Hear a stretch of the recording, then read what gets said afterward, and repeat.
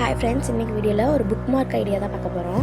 அதுக்கு நான் ஒரு அட்டை வச்சுருந்தேன். ஆல்ரெடி நான் ஒரு வீடியோ போட்டிருப்பேன். அதே அட்டையில் தான் ஃபஸ்ட்டு மேலே குட் லக் அப்படின்னு ஒரு இது எழுதியிருந்தாங்க. அது நல்லா இருந்துச்சு பார்க்குறக்கே.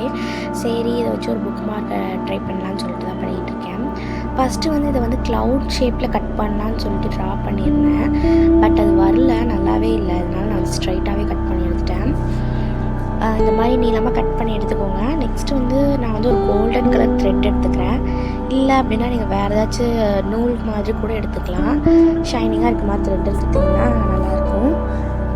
இந்த மாதிரி நிறையா ஒரு 10 லேயருக்கு மேலே நான் இந்த மாதிரி த்ரெட்டை மடித்து எடுத்துக்கிட்டேன்.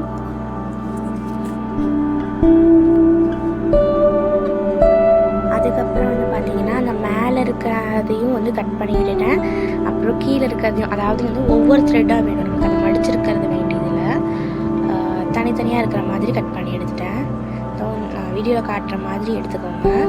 அப்புறம் நம்ம அந்த கட் பண்ணி வச்சுருக்க அந்த அட்டையில் ஒரு ஓட்டை மாதிரி போட்டு எடுத்துக்கோங்க. அப்போ தான் நம்ம இந்த த்ரெட்டை உள்ளே விட முடியும். நான் அதில் ட்ரை பண்ணி பார்த்தேன், அந்த த்ரெட்டு உள்ளேயே போகல. ஸோ தண்ணியில் கொஞ்சமாக நனைச்சிட்டு விட்டு பார்த்தேன், நல்லாவே போயிடுச்சு. அப்புறம் அந்த முடி போடுறது தான் ரொம்ப ரொம்ப பெரிய கஷ்டமாக இருந்துச்சு. ஏன்னா நிறைய த்ரெட் இருக்கா, அதெல்லாம் சேர்த்து போடவே முடியலை. ரொம்ப நேரத்துக்கு அப்புறமா எப்படியோ ஒரு வழியாக போட்டு முடிச்சிட்டேன். ஓகே ஃப்ரெண்ட்ஸ், பாய். உங்களுக்கு இந்த ஐடியா பிடிச்சிருந்துச்சுன்னா மறக்காமல் ட்ரை பண்ணுங்கள்.